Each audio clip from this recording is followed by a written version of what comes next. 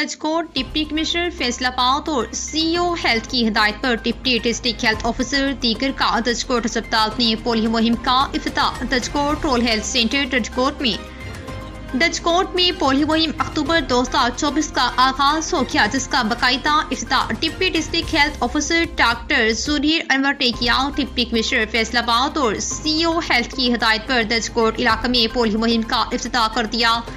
Polio مہم کا افتتاح ہسپتال میں ریبن کاٹ کر کیا۔ اس موقع پر senior medical officer Dijkot doctor Salman Ali Khan, Muhammad Zahid T P O WHO، Muhammad Tariq ACV صدر، محمد صفدر CDCI صدر اور محمد راشد UCM اور rural health centre Dijkot اور دیگر اسٹاف شریک ہوا۔